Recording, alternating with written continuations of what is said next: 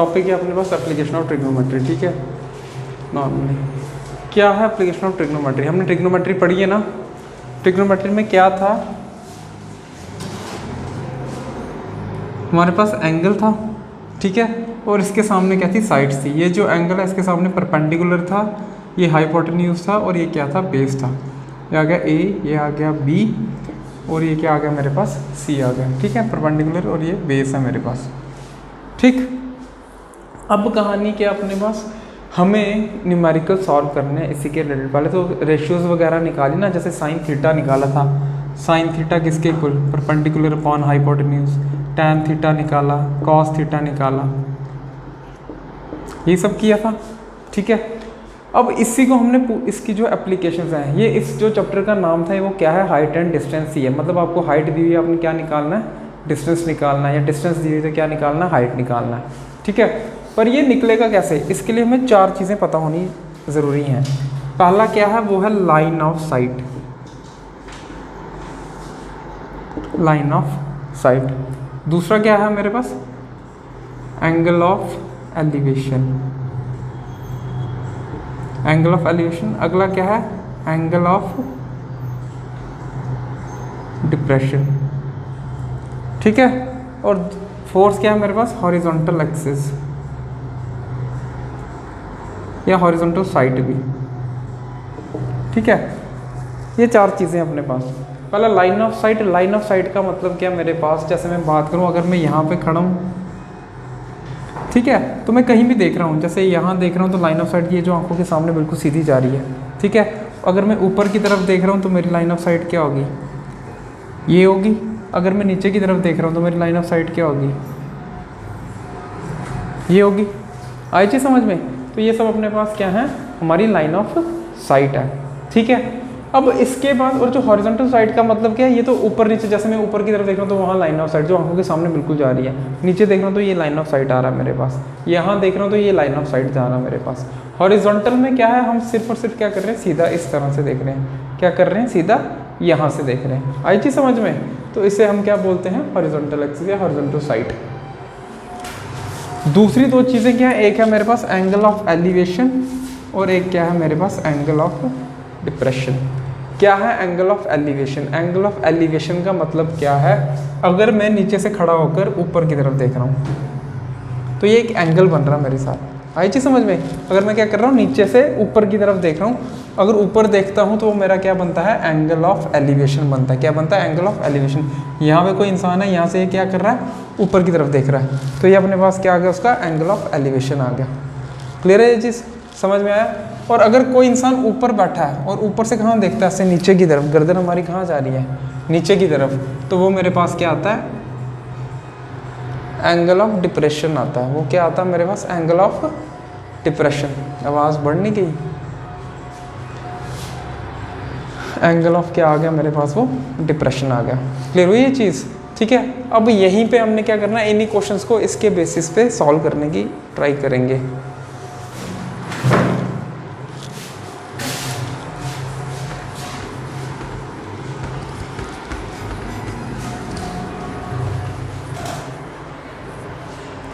कह रहा है tower stands vertically on the ground. बस इनमें है कि अपने पास सिर्फ और सिर्फ डायग्राम बनानी आनी चाहिए। अगर डायग्राम बनानी आ गई तो फिर पूरा क्वेश्चन बहुत ईजी है। बस डायग्राम बना लो, फिर हमें आता है साइन थीटा कॉस थीटा जो भी लगाना।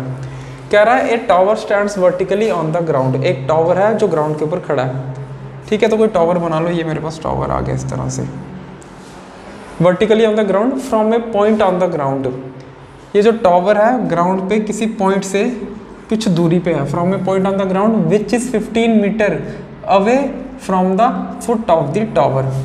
ये एक टावर खड़ा है और ये टावर से क्या है, ग्राउंड पे कोई एक पॉइंट है। ये नीचे ग्राउंड ही होगा ना अपने पास, ग्राउंड पे कोई एक पॉइंट है।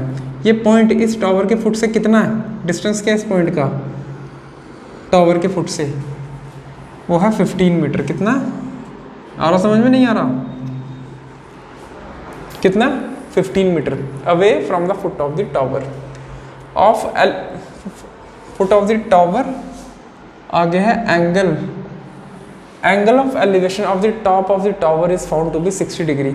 जो इस फुट से यहाँ से इस पॉइंट से जो एंगल ऑफ एलिवेशन बन रहा है, मतलब अगर यहाँ पे कोई है तो ऊपर की तरफ यहाँ देखेंगे ना टावर को, यहाँ पे, ठीक है। तो एंगल ऑफ एलिवेशन मतलब नीचे से ऊपर का जो एंगल बन रहा है अपने पास, ये एंगल कितना, 60 डिग्री, कितना ये 60 डिग्री, ठीक है।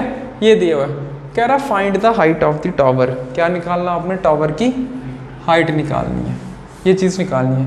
ट्राइंगल का नाम दे दो, ट्राइंगल क्या आ गया मेरे पास, ABC, ये ट्राइंगल ABC। मुझे टावर की क्या निकालनी है, हाइट निकालनी है। तो कैसे निकलेगी हाइट, भाई देखो ये जो है मेरे पास जो रेशियोज़ हैं ये दो साइड्स और एंगल के बीच का रिलेशन देती हैं, ठीक है। मैंने बताया था जो चीज़ नहीं पता कोई भी ऊपर नीचे कर सकते, कोई दिक्कत नहीं, बट आसान रखने के लिए हमें हाइट नहीं पता, हाइट को ऊपर रख लो। हाइट कितनी आ गई, AB, यही है, ये मुझे पता साइड, जो साइड नहीं पता वो ऊपर आ गई, जो साइड नहीं जो पता है वो नीचे आ गई। ये कितनी है, BC इक्वल्स टू कितना, अब ये आएगा क्या मेरे पास, पहले तो वो समझना है। ये आ क्या रहा है, ये क्या, इसके सामने परपेंडिकुलर और नीचे क्या है, बेस। तो बना क्या, परपेंडिकुलर अपॉन बेस ही बना। क्या होता है परपेंडिकुलर अपॉन बेस, टैन कितना 60, यही है ना 60, इधर टैन 60 की वैल्यू कितनी होती है मेरे पास, √3, यही होती है। टैन 60 की वैल्यू कितनी आ गई, √3। और ये AB कितना मेरे पास नहीं पता, तो AB तो आ गया H, BC कितना 15, तो H की वैल्यू कितनी आएगी, ये यहाँ डिवाइड में, ये यहाँ जाएगा मल्टीप्लाई, तो 15√3। तो जो मेरी हाइट आई है टावर की वो कितनी आई है, हाइट आई है 15√3। आ समझ में, इतनी सी कहानी थी इसकी। कौन सा P, यही P तो हाइट था, परपेंडिकुलर ही तो है ये हाइट को, ये टावर की हाइट निकालनी थी ना। ये जो हाइट है एंगल के सामने वाली साइड की होती है, परपेंडिकुलर होती है ना, जो इसका परपेंडिकुलर है वही तो इसकी हाइट है। समझा नहीं समझा, P ही तो हाइट है, पल्ले पड़ा।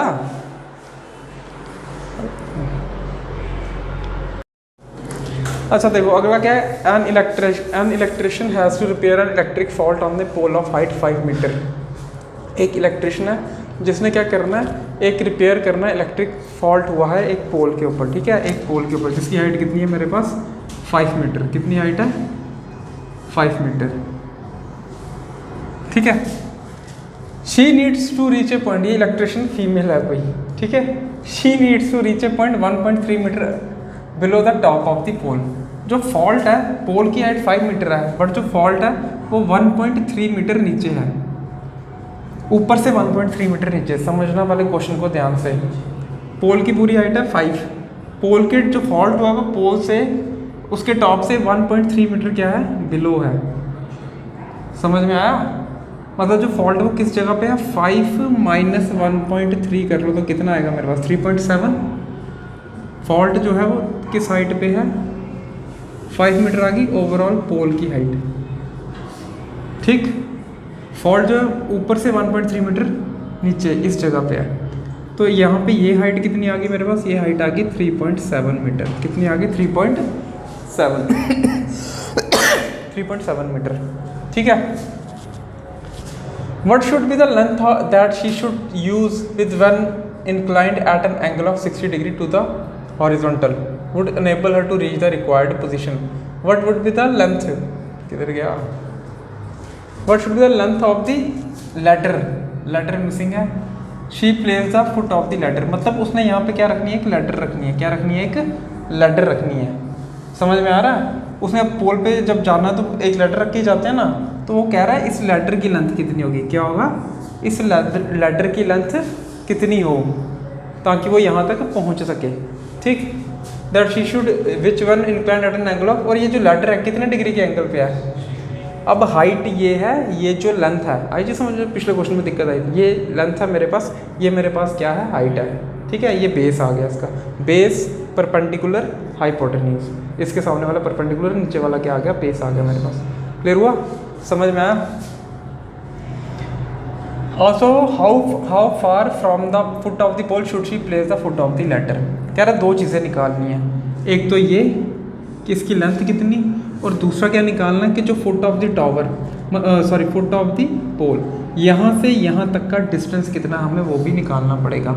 मतलब डिस्टेंस भी निकालना है और यहाँ से मुझे लेंथ भी निकालनी है, दो चीज़ें निकालनी है। ठीक है, तो कैसे निकालेंगे फिर, क्या यूज़ करेंगे।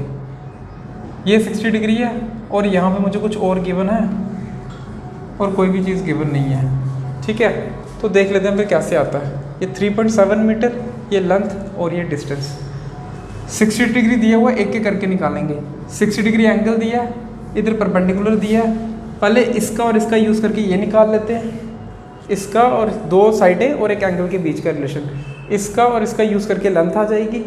फिर अगर लेंथ आ गई तो फिर इसका और इसका यूज़ करके या तो डिस्टेंस निकाल लो या लेंथ का या एंगल का यूज़ करके डिस्टेंस निकाल लो। आई चीज़ समझ में, दो चीज़ें पता है, थर्ड हमने निकालनी, ये दो चीज़ें पकड़ के ये निकाल लो एक बार और फिर ये दोनों चीज़ें पकड़ के एक बार ये निकाल लो। तो पहले हम क्या करते हैं, ट्राइंगल को नाम दे दो कुछ भी, ट्राइंगल आ गया ट्राइंगल ABC। ठीक है, क्या चीज़ ABC।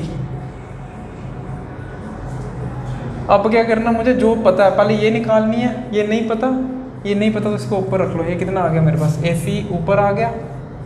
ठीक है, और पता क्या मेरे को, परपेंडिकुलर पता है, तो ये क्या आ जाएगा, नीचे आ जाएगा 3.7 या AB कर लो इसको, AB नीचे आ गया। ये किसके इक्वल बना क्या, AC क्या मेरे पास हाइपोटेन्यूज और AB क्या मेरे पास परपेंडिकुलर। परपेंडिकुलर अपॉन हाइपोटेन्यूज क्या होता है मेरे पास, sine theta. Perpendicular upon hypotenuse क्या होता है, साइन थीटा। यही होता है। तो इसका उल्टा हाइपोटेन्यूज अपॉन परपेंडिकुलर क्या होगा मेरे पास, कोसेक। तो ये किसके इक्वल आएगा, ऐसे भी कर सकते थे, परपेंडिकुलर ऊपर हाइपोटेन्यूज नीचे रख के भी कर सकते हैं, फिर साइन बन जाता। अभी के लिए क्या बन रहा है, ये कोसेक बन रहा है। ठीक है, तो ये कितना आ गया मेरे पास, कोसेक। और कोसेक कितना 60। अब कोसेक 60 की वैल्यू कितनी होती है अपने पास से, साइन 60 की कितनी है, √3/2।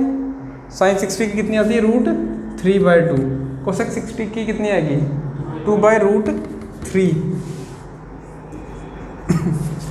AC कितना नहीं पता, L।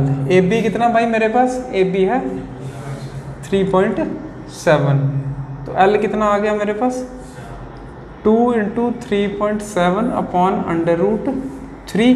तो इसको सॉल्व कर लेंगे, आगे कितना आ गया 14, 6, 7.4 अपॉन √3। तो L की वैल्यू मेरे पास नियर अबाउट कितनी आ जाएगी, 7.4 अपॉन √3। आगे इसकी 1.17 लेके सॉल्व करेंगे, तो अगर क्वेश्चन में गिवन है कि वैल्यू कितनी लेनी है तो ठीक है। आ समझ में, देख लो एक बार, देखना तो ये आ गई L की वैल्यू।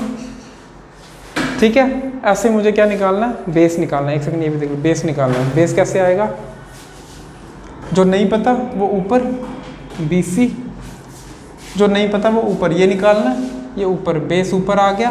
फिर उसके बाद क्या आ गया मेरे पास, perpendicular BC upon AB equals to कितना, अब बनाया क्या हमने ये बेस अपॉन परपेंडिकुलर। तो क्या बना बेस अपॉन परपेंडिकुलर अपने पास, कॉट बनता है।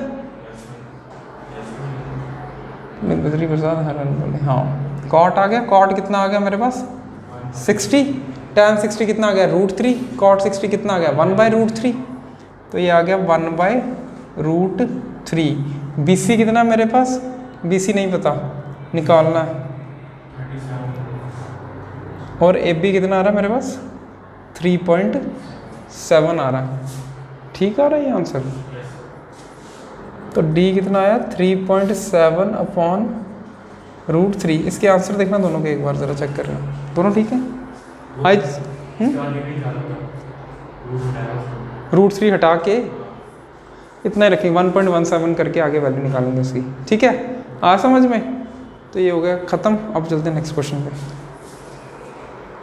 और समझ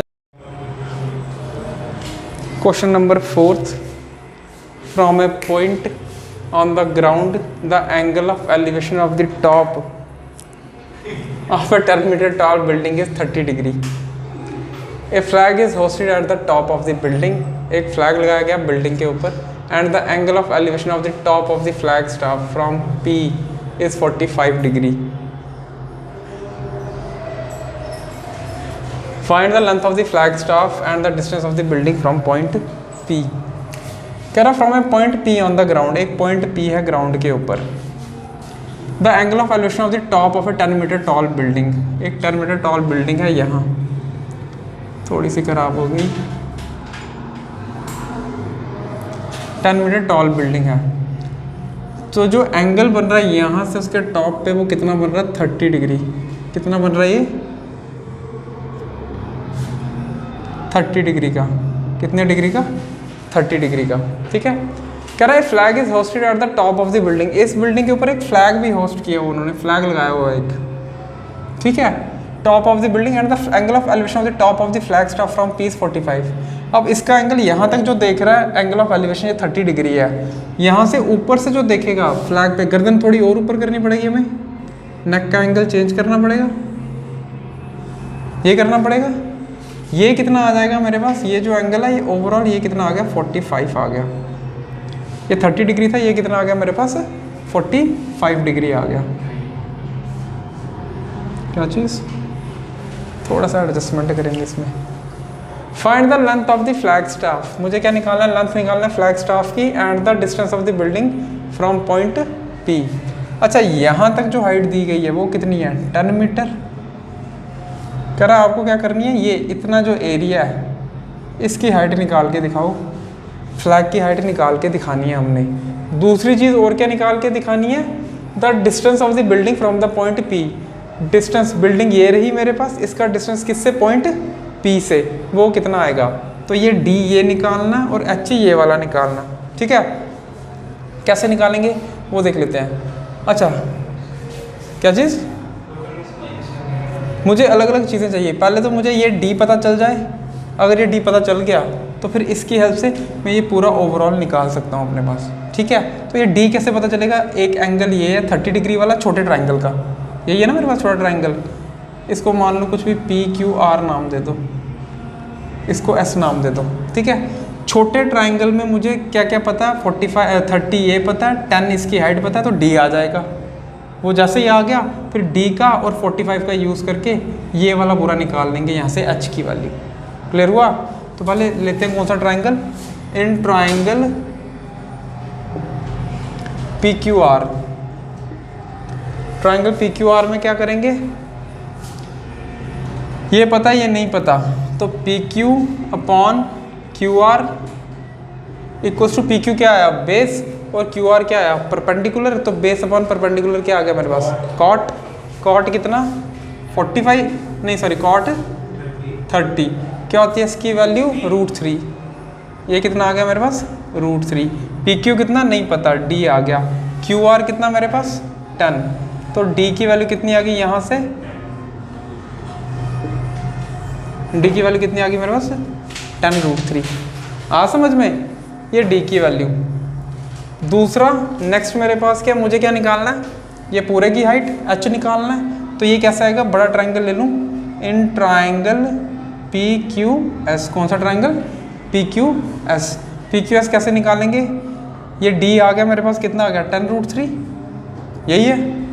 तो जो नहीं पता उसको ऊपर रख लो पहले, कितना आएगा ये पूरा h + 10, यही है, h ये और 10 ये, h + 10 ऊपर, नीचे कितना 10.3, यही है 10√3 और क्या आएगा इसके इक्वल, ये फिर से क्या गया परपेंडिकुलर अपॉन बेस, कितना आएगा कॉट। तो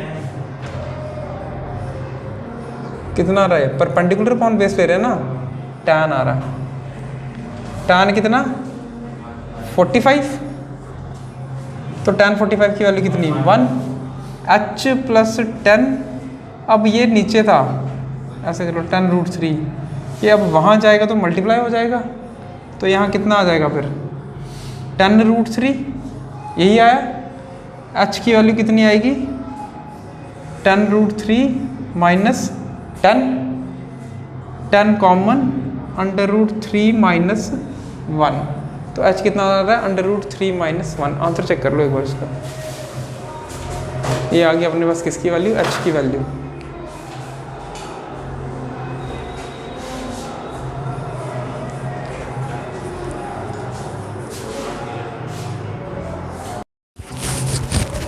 क्वेश्चन बोल रहा था shadow of a tower standing on a level ground is found to be 40 metre longer. एक टॉवर की शेडो क्या हो जाएगी अपने पास 40 मीटर बढ़ जाएगी, लंबी हो जाएगी। जैसे कोई टॉवर है, उसकी कोई एक शेडो पड़ रही थी पहले यहाँ, थोड़ी देर बाद क्या हो जाएगी, वो बढ़ जाएगी, यहाँ से यहाँ पहुँच जाएगी। और यहाँ से मतलब क्या क्या कहानी है इसकी, क्या हो जाएगी 40 मीटर लॉन्ग हो जाएगी। समझ में आ रहा है क्या बोल रहा हूँ।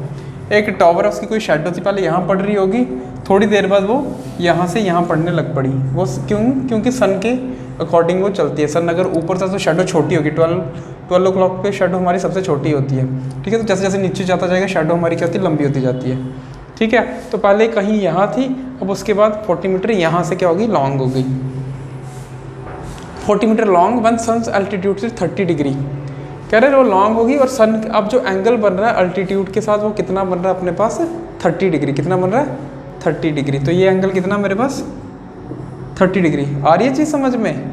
क्यों? क्योंकि सन जितना नीचे जाएगा कम एंगल बनाएगा, शेडो उतनी क्या होगी, लंबी होगी। अगर सन यहाँ एंगल बनाएगा, यहाँ पे 90 डिग्री पे होगा तो शेडो छोटी होती है। जैसे जैसे यहाँ जाएगा कोई भी चीज़, अगर ये कोई ह्यूमन है यहाँ पे, ठीक है ना, तो इसकी शेडो यहाँ पे छोटी होगी।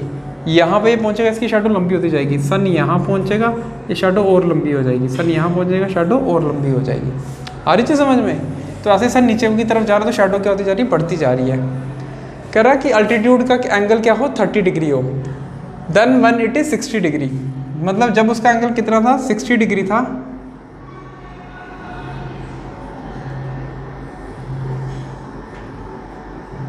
जब उसका एंगल कितना था 60 डिग्री, उससे कितना हुआ 30 डिग्री। तो शेडो कितनी लंबी होगी अपने पास 40 मीटर। कितनी लंबी होगी 40 मीटर्स। आई चीज समझ में। Find the height of the tower. मुझे क्या निकालना है, टावर की हाइट निकालनी। हो गया, टावर की हाइट निकालनी है, ठीक आ रही है। टावर की हाइट निकालनी है, तो कैसे निकालेंगे टावर की हाइट। ये पहले डिस्टेंस मान लो मेरे पास। इस बार दोनों डिस्टेंस निकालने पड़ेंगे, ये वाला भी और ये वाला, दोनों ट्रायंगल्स को सॉल्व करके फिर निकलेगी। क्यों? क्योंकि दो चीज़ें हमें नहीं पता, ना h दिया हुआ है ना x दिया हुआ है। तो दोनों इन्फॉर्मेशंस को जोड़ के फिर हम प्रॉपर एक वैल्यू निकाल सकते हैं। यहाँ ट्रायंगल पे लगाऊंगा वैल्यू आ ही नहीं सकती, ना तो ये गिवन है ना ये गिवन है। पहले ये गिवन होता था या ये गिवन होता था, फिर दूसरी साइड निकल आती थी, बट यहाँ दोनों ही नहीं गिवन। पूरे ट्रायंगल को अगर लूँगा बड़े वाले को, तो यहाँ 40 और x और h, यहाँ भी दो चीज़ें नहीं गिवन अपने को, तो इन दोनों का यूज़ करना पड़ेगा, ठीक है। तो पहले ट्रायंगल का नाम दे दो, क्या नाम आ गया, ABCD, ठीक है। तो पहले कौन सा ट्रायंगल, इन ट्रायंगल ACB ले लो।